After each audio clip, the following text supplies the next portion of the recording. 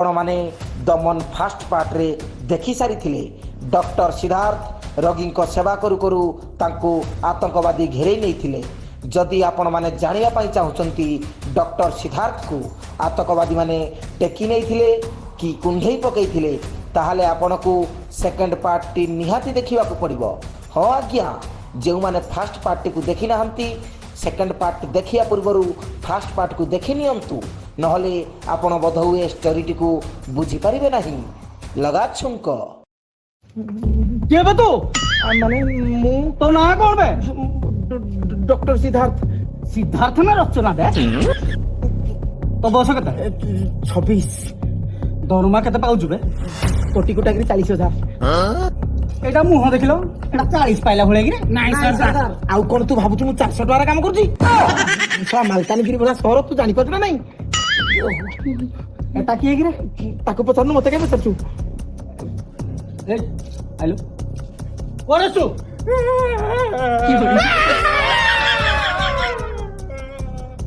କଣ ଅଛୁ?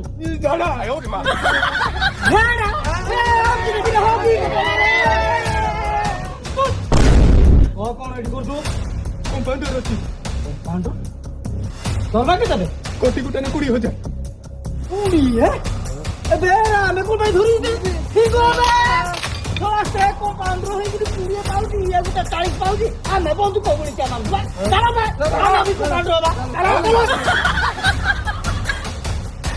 ବୁଝିଲି ରବି, ଏ ଜୀବନ ପଛେ ନରକେ ପଡିଥାଉ ଜଗତ ଉଦ୍ଧାର ହଉ, ଏଇ ଡାଇଲଗ ଟା କିଏ ମାରିଥିଲା କିରେ? ସାର୍ ମୋର ତ ମନେ ନାହିଁ। ଆବେ ଯିଏ ବି ମାରୁ ତା ପାଇଁ ଆଜି ମୋ ଜୀବନଟା ପଳେଇଥାନ୍ତା। ସାର୍ ଏ ଗାଁ ଲୋକ କାହା କଥା ବି ଶୁଣନ୍ତିନି, ଆପଣଙ୍କ କଥା କେମିତି କେଜାଣି ଶୁଣିଲେ? ଆରେ ଆଗରୁ ଯୋଉମାନେ ଆସୁଥିଲେ ସେମାନେ ଲୋକମାନଙ୍କୁ ବିଶ୍ୱାସ ଦେଇକି କାମ କରେଇ ପାରୁନଥିଲେ, ମୁଁ କିନ୍ତୁ ଲୋକମାନଙ୍କ ପାଖକୁ ପହଞ୍ଚି ପାରିଛି। ମଣିଷର ସବୁଠୁ ଭୟ ହେଲା ଡର। ଡର ଯେ ପର୍ଯ୍ୟନ୍ତ ନ ଛାଡିଛି ନା, ତାହେଲେ ତମେ ଲୋକମାନଙ୍କ ପାଖରେ ପହଞ୍ଚି ପାରିବନି। I am doctor. ସାର୍ ଏମିତି କେତେ ବିଶ୍ୱାସ ଦେବେ? ଏ ଗୋଟେ ଗାଁ ସିନା ଆପଣ ଠିକ କରିଦେଲେ, ଏମିତି ଆହୁରି ଉପରକୁ 150 ଗାଁ ଅଛି। ଆରେ ନକ୍ସଲଙ୍କ ଡରରେ ଲୋକମାନେ କେହି ବାହାରକୁ ବାହାରୁ ନାହାନ୍ତି, ହେଲେ ମୁଁ ଲୋକମାନଙ୍କୁ ବିଶ୍ୱାସ ଦେବା ପାଇଁ ଚେଷ୍ଟା କରିବି। ହେଠୁ ଆଣିକି ସେମାନେ ବୁଝିଲେ ବାଳେ, ନ ବୁଝିଲେ ବାଳେ, ଆମ ଘର ତୁଳସୀ ବାଳେ ପଳେଇବି। ବୁଝିଲେ ରବି, ମୁଁ ରୋଗୀକୁ ଡରେନି, ରୋଗକୁ ଡରେ। ସେଥିପାଇଁ ପରା ରୋଗଟାକୁ ମୂଳରୁ ମାରେ। ସେ 150 ଟଙ୍କା ହଉ କିମ୍ବା 200 ଟଙ୍କା ହଉ କିମ୍ବା 400 ଟଙ୍କା ହଉ କିମ୍ବା 600 ଟଙ୍କା ହଉ, କିନ୍ତୁ ରୋଗ ମୁକ୍ତ ହବା ଦରକାର। ଠିକ ଅଛି ରବି, ୟାକୁ ମ୍ୟାଲେରିଆ ଟେଷ୍ଟ କର, ଆଉ ସାଙ୍ଗେ ସାଙ୍ଗେ ୟାକୁ ଥଣ୍ଡା ପାଣିରେ ପୋଛ। ଆଜ୍ଞା ସାର୍। ରବି, ଆଜ୍ଞା ସାର୍। ଦିଦି କି କୁହ ମା ଛୁଆ 2 ଜଣ ଯାକ ଟେଷ୍ଟ କରିବେ। Okay okay sir. ଓକେ। ଏ ରବି, ଆବେ ଏଟା ମଣିଷ ନା ମୁର୍ଦାର? କଣ କିଛି ଦୁଃଖ କରୁନି? ଗାଡି ତ ଚାଲୁଛି।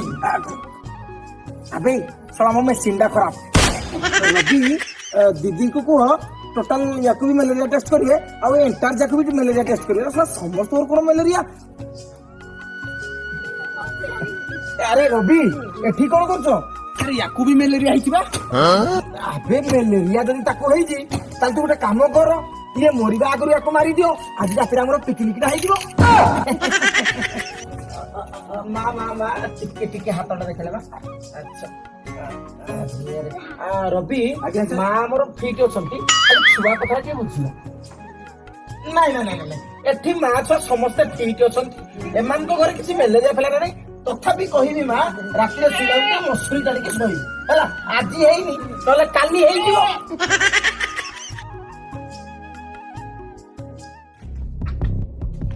Siddharth sir, Siddharth sir, Siddharth sir. କଣ ହେଇଛି ରବି? ସାର୍ ସେଠି ଗୋଟେ ଲେଡିଜର ବହୁତ ଜୋରସେ ପେନ୍ ହଉଛି ସାର୍। ମୁଁ କଣ କରିବି? ସେ କଣ ଛୁଆ ଜନ୍ମ କରିସାରିଲା ତାକୁ କ୍ଷୀର ପାଇବି? ଓହୋ ସାର୍, ଇଏ ଠଟା ମଜାର ସମୟ ନାହିଁ ସାର୍, ଆମେ ନଗଲେ ସେ ମରିଯିବ ସାର୍। ସାର୍ ତାକୁ ଇମିଡିଏଟଲି ମାଲକାନଗିରି ବଡ ମେଡିକାଲକୁ ନେବାକୁ ପଡିବ ସାର୍। ମାଲକାନଗିରି ବଡ ମେଡିକାଲ? ସାର୍ ଆସନ୍ତୁ ସାର୍। ଓକେ ରବି, ସାର୍ ଆସନ୍ତୁ ସାର୍ ୟାକୁ ଇମିଡିଏଟଲି ମାଲକାନଗିରି ହସ୍ପିଟାଲ ନେବାକୁ ପଡିବ। ଆବେ ମୁଁ ଡକ୍ଟର ନା ତୁ ଡକ୍ଟର? ମୁଁ ଯାହା କହିବି। ହଁ ବେ, ତାକୁ ଇମିଡିଏଟଲି ମାଲକାନଗିରି ମେଡିକାଲ ନେବାକୁ ପଡିବ। ଆବେ ଯା, ଗାଡି କୋଉଠି ଦେଖ। ସାର୍ ଏଠି ତ ସେମିତି କିଛି ସୁବିଧା ନାହିଁ। ସୁବିଧା ନାହିଁ?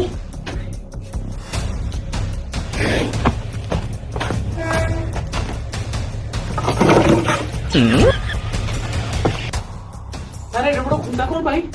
ଏଇଟା ତାକୁ ପିଟି ପିଟି ମାରିଦେବି ତାକୁ ଭାର କରିକି ନବାକୁ ପଡିବ ନହେଲେ ସେ ମରିଯିବ। ଧ ଧ ଧ ଧ ଧ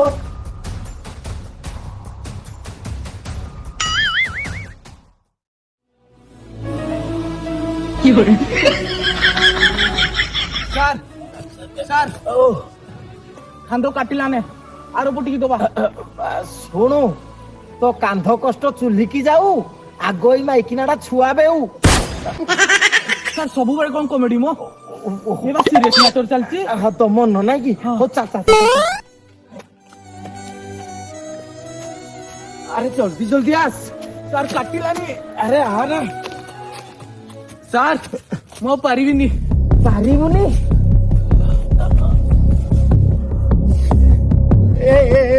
ସେ ମରିଯିବ ରେ ତାକୁ ଇମିଡିଏଟଲି ନର୍ସରୀ କରିବାକୁ ପଡିବ।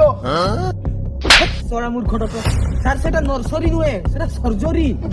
ସେ ଯାହା ବି ହଉ ତୁ ଖାଲି ଲୁଗା ବେରି ଦେ ମୁଇଁ ଛୁଆଟାକୁ ଟାଣି ଟାଣିକି କିଛି ଦେବି। ହଉ ସାର୍ ଠିକ ଅଛି ତାହେଲେ।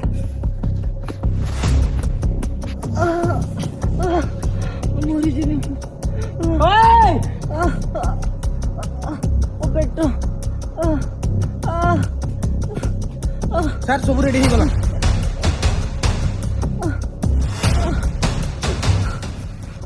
ଓକେ ମୁଁ କାମ ଷ୍ଟାର୍ଟ କରୁଛି।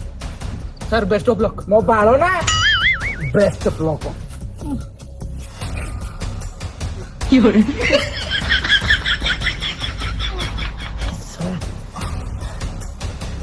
ଓଏ ଆଉ ଯାହା କଲେ ବି ଛୁଆ ଜନ୍ମ ହବାର ଚାନ୍ସ ନାହିଁ।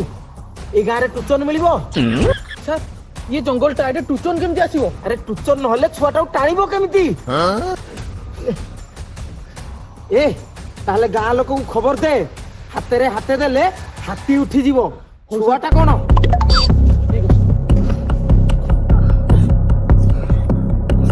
ତମେ ଆଉ ଟିକେ ଆଣ୍ଠି ଦିଅ ଆଉ ଟିକେ ଆଣ୍ଠି ଦିଅ ପ୍ଲିଜ ଆଉ ଟିକେ ଆଣ୍ଠି ଦିଅ। ସାର୍ ଗାଁ ଲୋକେ ଜଲ୍ଦି ଆସ ଜଲ୍ଦି ଆସ।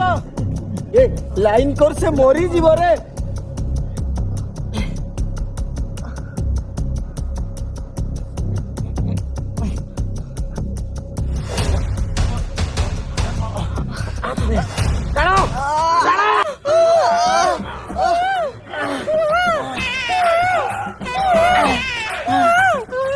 ସାର୍ ଏଡେ ବଡ ଛୁଆ। ବେ ଧାନ ବିଲ ଖସ ଖସ এটা সব ছুয়া না রাখিয়াছ। Okay okay congratulation sir. Thank you thank you এত বড় ছুয়া জন্ম କରିଥିବାରୁ। থ্যাংক ইউ ମୋ ଲାଇଫରେ ଏଟା ଫାର୍ଷ୍ଟ ଟାଇମ୍। ତ ଛୁଆକୁ ମା କୋଳରେ ଦବାକୁ ପଡିବ। ଓକେ ଏଇ ନିଅ ମା ମୋ ଛୁଆ ତମେ ଏବେ ବିପଦ ମୁକ୍ତ। ପଦିଏ କହିବି ମା ପଖାଳ ସାଙ୍ଗରେ ଖାଆନ୍ତି ଉଲି। এইটা তোমার পেট না ধান ডুলি? ছুয়া না সব রাক্ষস জন্ম কলু। ওকে মা ମୋ ଲାଇଫ এটা ফার্স্ট টাইম।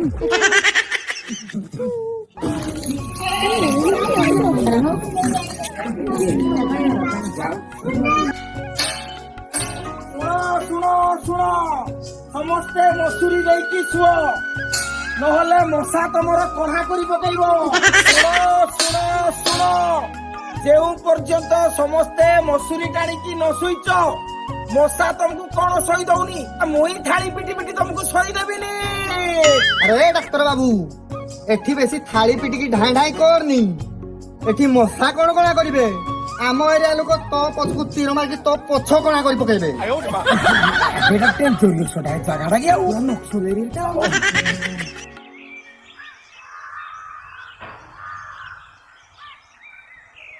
ବୁଝିଲ ରବି? ଆଜ୍ଞା ସାର୍। ଆଜି ମତେ ବହୁତ ଖୁସି ଲାଗୁଛି। ଯାହା କୁହନ୍ତୁ ସାର୍ ଆପଣଙ୍କ ପାଇଁ ଆଜି ଆମ ଗାଁ ପୁରା ମ୍ୟାଲେରିଆ ମୁକ୍ତ। ଆରେ ରବି ମୁଁ କିଛି କରିନି ରେ ତୋର ଚେଷ୍ଟା ଆଉ ମୋର ପ୍ରଚେଷ୍ଟା। ডাক্তার বাবু ডাক্তার বাবু ଆରେ ପୁଣି କଣ ହେଲା? ଆପଣ ସିନା ଆମ ଗାଁରୁ ସବୁ ମ୍ୟାଲେରିଆ ମୁକ୍ତ କରିଦେଲେ କିନ୍ତୁ ଆପଣ କି ଔଷଧ ଦେଲେ ଏବେ ଆମ ଗାଁରୁ ସମସ୍ତଙ୍କୁ ଗଲୁ ହେଇଯାଇଛି। ଆରେ ଗୋଲୁ ମାନେ କଣ କିରେ? ଆରେ ଗୋଲୁ ମାନେ ଝାଡା ତାମାନେ ଡାଇରିଆ। ଚାଲି ଚାଲି ଚାଲି ଆସୁନାହାନ୍ତି ଦେଖିବେ। ଏରା କଣ ରାସ୍ତା ସାରା ହଳଦୀ ପକେଇଥିବେ? ଇଏ କଣ ହେଲା? ନା କି ଆଜି ଆମର ଗଲୁ ହେଇଛି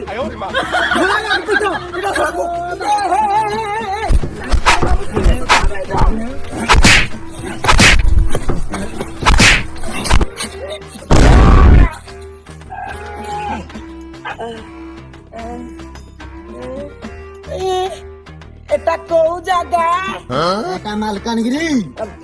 আবে ମୁଁ ତ ଦମନ ଫିଲ୍ମ ଦେଖିକି ଆସିକି ଘରେ ଶୋଇଥିଲି।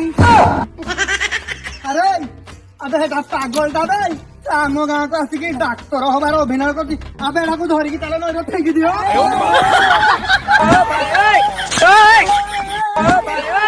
ଭାଇ